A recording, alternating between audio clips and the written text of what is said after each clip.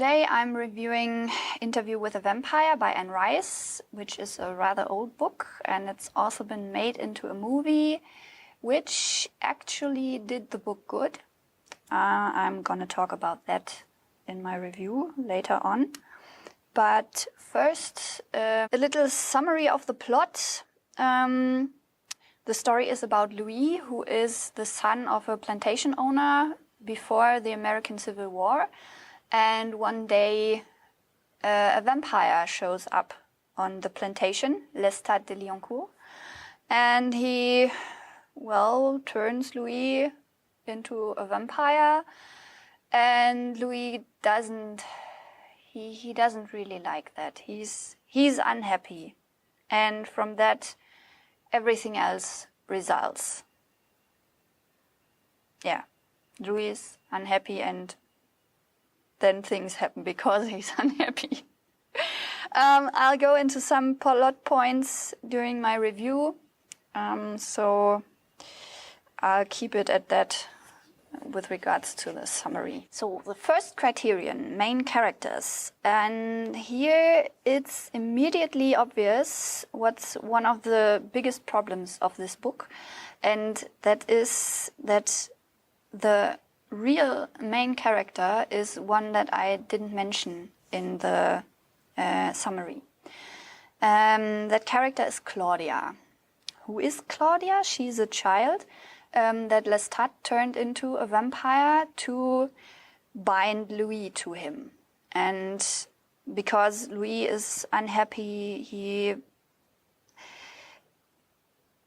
Lestat wants a family. We learn later in The Vampire Lestat, the next novel, we learn that he was supposed to find a family for himself, to make a life for himself in this constellation with Louis. But it's an afterthought. I don't know. There's no emotional connection. And he doesn't try to establish an emotional connection with Louis. He just makes him, and then basically he is present, physically present, but emotionally absent and unavailable. So to keep Louis with him, he decides what many unhappily married couples decide, to make a child in hopes that it will improve the situation. The problem with Claudia is, though, that she is 5, 6, 7, I don't quite remember, but she's very young, actually a child, not a teenager, not a young adult, she's a child when she's turned into a vampire. And with that moment of turning, her body stops to change. So her body remains that of a child. But mentally, she grows up over the 60 years of the first episode of this novel. So we have a grown woman in the body of a small child. And that creates conflict for her. That makes her very unhappy. And she resents Lestat for making her. She resents Louis for the part he played in her creation. And she has a very interesting conflict, and it grows and intensifies over the course of the story, right up until the end of Claudia's part in the story. Here her conflict increases and grows, and we learn a lot about it. And it's obvious that Claudia is the character with which Anne Rice connects on an emotional level. She is the character that actually fascinates Anne Rice. And it's a bit confusing that she didn't choose Claudia as her actual main character. So yeah, it's okay. I've read some writing tips recently that tells new authors to find out which character is the most interesting and make that character into the main character. So apparently Anne Rice isn't the only author who has the problem of deciding who is the best main character. But there's also a very interesting lesson in this constellation, that Louis is the personal narrator. He's the I in the story. He tells it all from his own point of view. But Claudia is the character into whom we gain the most insight. So the common wisdom about the personal narrator is the I narrator. Is it personal narrator? No. First person narrator. First person. I had this problem in previous reviews that I keep forgetting the technical term for this. The I in the story, the me, doesn't have to be the only character into whom we gain deep insight, and doesn't even have to be the character into whom we gain the most insight, and that it doesn't have to be forced, and that it doesn't have to be constructed to put into a story insights into the other characters. So yeah, Claudia is the driving force of the story when she starts to become conscious of her situation and mature in her mind, and she starts to have questions about where do vampires come from? What does Lestat know about vampires? Why are we here? It's never explained why this is so important to her. It might be self-evident that it's important to know, but Louis doesn't seem to much to worry about this question. He is interested, but not as keenly interested as Claudia, and it's only when Claudia comes along and doesn't give up and keeps asking Lestat that Louis shows some interest. She's also the one who plans to get rid of Lestat. She's the one who gets Louis out of America and to Europe and all this. Louis' conflict, on the other hand, remains very superficial and it's told, not shown. So Louis' problem is that he doesn't want to kill. He finds it horrible that he as a vampire has to murder people in order to live. But we never see Louis kill anyone. And there's a moment where Claudia complains that Louis never takes her along with him when he goes to kill, and the reader is right there with her. All we hear from Louis about him killing is, yeah, I went out and killed. And so it's, yeah, there is an inner logic to it, because maybe it's too painful for him to talk about, but he talks about all kinds of stuff, so why not this? Lestat is a nice bad guy.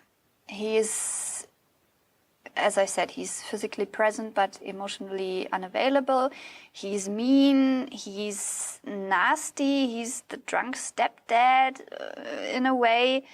He's just, I enjoyed disliking Lestat, and in a way he's unbreakable in a way. He always comes back, and yeah, I enjoyed that. And with a few well placed strokes, Anne Rice sketches Lestat. So yeah, all in all, even though Louis is a weak character and it starts to get on your nerves after a while, for Claudia and Lestat, I give 7 points for Criterion 1 main characters. Criterion 2 side characters. There aren't really side characters in this story. There's Armand, whom Louis and Claudia get to know when they come to Paris. And Armand captures them, and he has previous history with Lestat. which we learn about in The Vampire Lestat. But in Interview with a Vampire, Armand's motivations are never really explained. And that is even though Armand clearly states his motive. His motive is that he needs Louis to understand the century in which he lives. So because he was made in ancient, in Roman times, in antiquity. And as a vampire, you have to adapt to the changing times and changing societies and all that. And he says he needs someone to explain the current times to him. And that it's just very strange because he's a Parisian. He's living in Paris, in Europe. And Louis is an American who just recently came to Paris and to Europe. And as a European, to ask an American to explain European sensibilities to him, that's like if in antiquity you went to China and took with you someone from Rome to explain the society of the time in China to you, that would make just as much sense. And yeah, it's just it's nonsensical. It's a lie that Armand tells, but I got more of a feeling that Anne Rice has a very America-centric view of the world and didn't think about this problem. And she also doesn't really show that when Armand and Louis travel together, that there's real exchange, that there's a relationship happening. It's just, well, we traveled there, and then there, and then there, and then back to America, and then Louis is getting sick of Armand and throws him out, and they go their separate ways. And yeah, no, I don't know. Then there's maybe Babette, who is the daughter of the guy who's got the plantation next door to the one of Louis' dad, and Louis has a thing for Babette, and Babette has a thing for Louis, and then he turns into a vampire, and Babette thinks that sucks, and so yeah, they go their separate ways, and there's never a deep dive into Babette and her psyche, and she's a strong woman, and all that. So props for that, but no, she mostly has her role to fulfill, and she's never mentioned again later. Louis never talks about her again. And yeah, it's just the side characters have a function and they serve that function, and that's it. And that always takes me out of the story, and I don't like that. And that's why I give only 3 points for side characters, which might be a bit much. But Armand is such an asshole.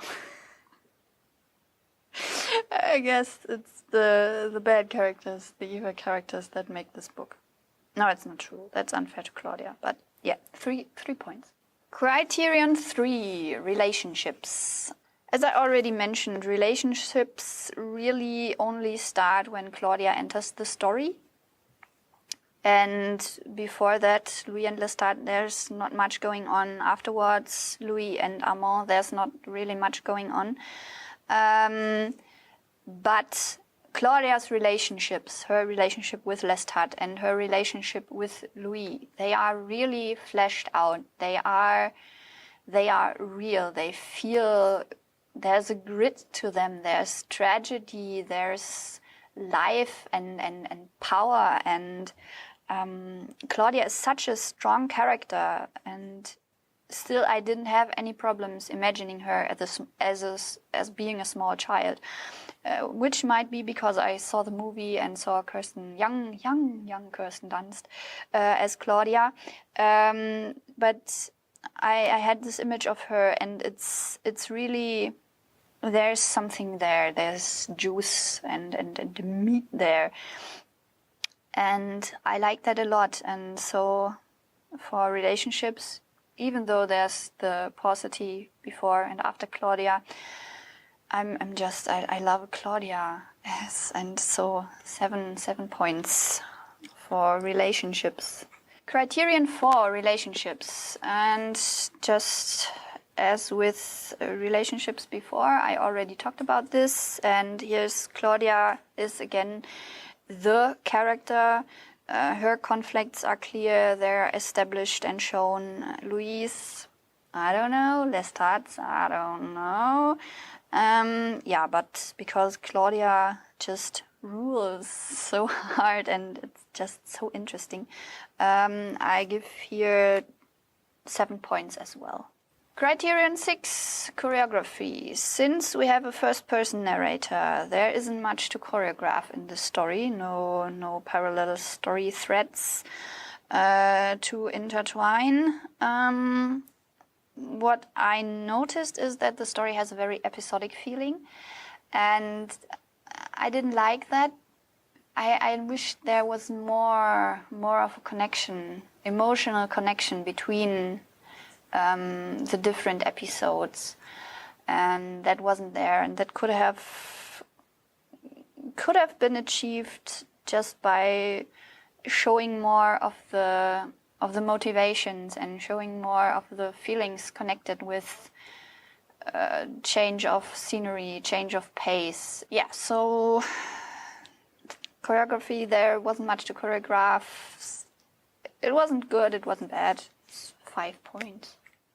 Criterion 7, the language. And it's really striking in some places and really confusing, because I don't know how this really happened, how this passed the editor. The quality is very, very, very variable. So there are scenes that are super, they are rich and vivid and alive, and they draw you in and draw you along, and that's the language does that. It draws you in and draws you along. And other scenes are just plain boring, and it's the same in The Vampire Lestat. And the most crass example is in Tale of the Body Thief. No, Servant of the Bones, is where the first scene, I read that and I was like, oh, this is so neat. Oh my God, I want more of this. And I don't know, it's been a while since I read it last, so I don't know if I still feel this way, but I was really taken in by this first scene, and then the rest of the book was just not that good. So I really don't know. The language is flowery and with frills here and there. It's not as bad as I remembered it being from my first time reading it, which is 20 years ago. And Anne Rice loves to call things preternatural. I don't know why. His eyes, his looks, his senses, the feeling of the night, it's all preternatural. And okay, she likes that word. She likes to use it often. So yeah, but because it's so variable, because some scenes are really good and some scenes are really boring, I have to go with a neutral score of 5 points. Criterion 8, personal touch. The first aspect of personal touch is that Anne Rice would like to have a reflective, contemplative character in Louis. And the problem is, she is capable of writing deep emotion and deep emotional conflicts, emotional relationships. We see that with Claudia, that she can do it, but she isn't capable of bringing the same intensity and same level of detail to more intellectual conflict, because Louis' problem, it is emotional. He doesn't want to kill. He is unhappy about it. But it's an ethical problem, and there will have to be some philosophizing about this, some internal monologue about the philosophy and the ethics of being a creature who has to kill to survive, and that just doesn't happen.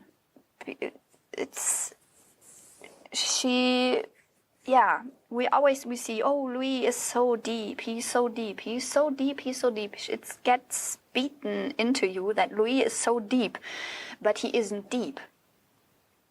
It's never shown how he's deep, and it's the same thing, and even more tangible and more concrete in the second book, The Vampire Lestat. So I'll mention it again and go into more detail in that review. But it's already here in the first book. And yeah, that's... And the second aspect of personal touch is that the universe in which the Vampire Chronicles exist is one where sex basically doesn't exist, but everything is so erotic and sensual, and there's such a strong homoerotic undertone in everything, and I don't know why, but I like this so much. It's just everything it's so gay. It's so gay, and I enjoy that, and it's really, oh my God, I love that about this book and about The Vampire Lestat. Wonderful. Problem comes up when the same erotic and sensual tone is used while describing a boy's chest, and I mean a boy, a child boy, a minor, and that's, oh God, everything. No, I did not like that. Yeah, and so because the first aspect is this lack of depth, it just ruined the book for me, because it screams at you, this is what the book could be like. Oh, Louis is so deep, he's so deep, he's so deep, he's so deep, but he isn't. And the book yells at you and shows you with a big red neon arrow what could be there, and tells you, oh look, it's there, but it isn't there. And so it points out its own flaws, and I found that very frustrating. And even the nice, sexy stuff couldn't make up for that, because it could be such a much better book. Such a much better book. It could be better, and 3 points.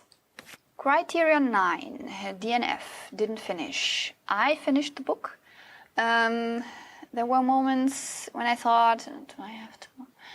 But it wasn't as, I wasn't this close to tossing the book out, to giving up, no. But also I didn't fly through the book all the way through. So here I give 8 points. Criterion 10, fun. I had fun at times. And as I said, Claudia is great. I love the gayness of the whole book. But there's also much much is left to be desired, and parts were dragged on, and that's why I give 7 points here. That leaves us with a total score of 50 points, which is a neutral score, and it reflects, well, my overall feeling for the book. It's not perfect, it's not horrible, it's not really good, it's not really bad. I think you should read it if you're into vampires, if you're into that whole pseudo-gothic stuff. You should read it if you like the movie. You should watch the movie first because it enhances the experience of the book. And yeah, soon I will review The Vampire Lestat. I will also review Queen of the Damned. I will review Tale of the Body Thief, and I might review Servant of the Bones. I'm not sure. I have already read The Vampire Lestat, so this will come really soon. The others, I don't know yet when, but they will come. Yeah, and if you have any questions or comments, put them in the comments. Yeah, comment your comments in the comments. And bye bye.